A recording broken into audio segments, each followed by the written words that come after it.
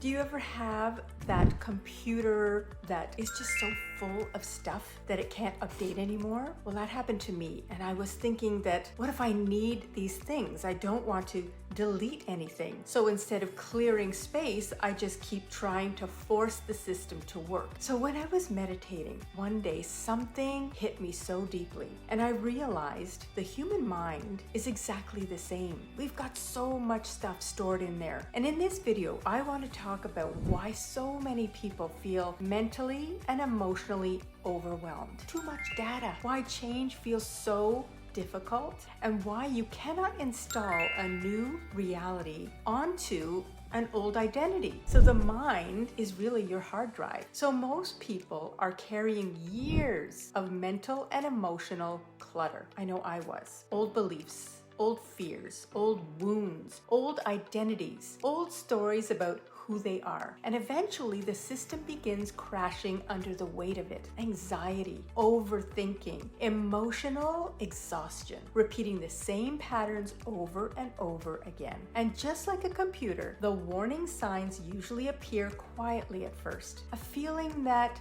something is off, a quiet dissatisfaction, a sense that you are disconnected from yourself. But most people ignore the signs because they are trying to survive. So they keep adding more information, more podcasts, more affirmations, more books, more strategies, without ever clearing the old programming underneath it all. And eventually the mind becomes overloaded, not because we lack potential, but because there's not enough space for anything new to fully enter. And so we cling to these old beliefs. What fascinated me most about this realization was this: even when something is no longer serving us, we still resist letting go. Why? Because the familiar, it feels safe. Even suffering can feel safe when it's familiar. And the mind would often rather cling to familiar pain than risk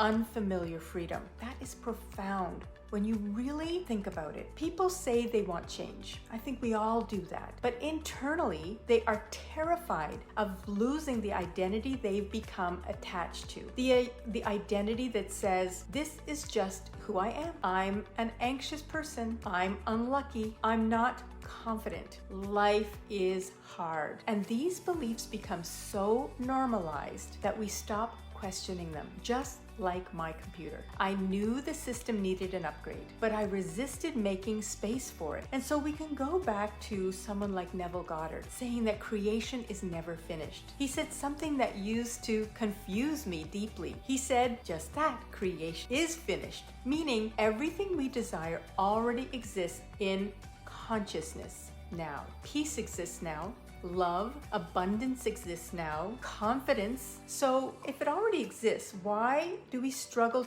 so much to experience it? Because we are emotionally and mentally running old programs that contradict it. It's like trying to install a new operating system while the old one is still controlling the computer. The update is available. It keeps telling us it's here, update your computer. But the system can't receive it fully because there's no space. And this is where people get frustrated. They say, but I'm affirming, I'm visualizing, I'm trying, and I know they are. Yes, what old identity is still running quietly underneath everything? Because the subconscious mind always moves towards what feels familiar, and the resistance makes the suffering louder. And this is the part that hit me hardest during that meditation. The more I resisted deleting the old files, the louder the notifications became. And life works the same way. The things we resist often become louder until we finally pay attention. And how does that look? Burnout, frustration, repeating relationships, emotional breakdowns, and feeling stuck. Sometimes these are, and they're not punishments. Sometimes they're invitations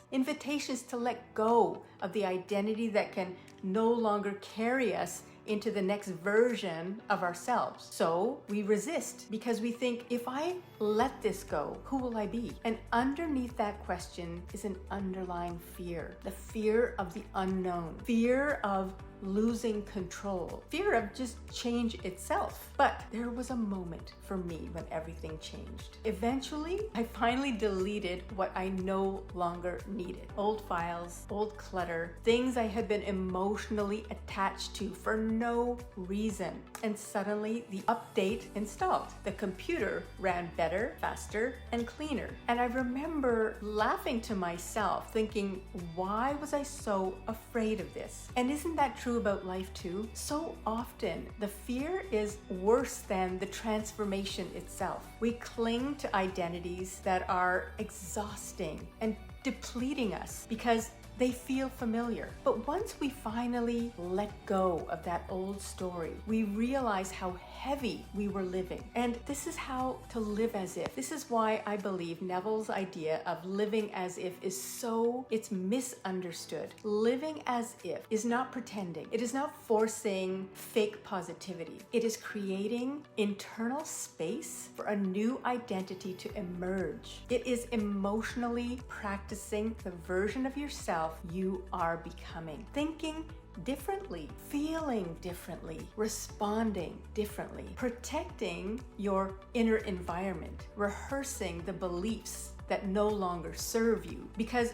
you cannot fully receive a new reality while emotionally clinging to the old one. The new life requires a new self-concept. And the beautiful thing is, the moment you stop resisting the transformation, the fear begins to dissolve. So perhaps the life you desire is not missing. Perhaps the peace, abundance, confidence, and love you seek are already here now, waiting for space to enter. And maybe the real transformation is not about becoming someone new, but finally letting go of what no longer serves the person you truly are. If this resonates with you, subscribe to the channel. This space is for people who are ready to transform their lives from the inside out. Can't wait to see you on the next video.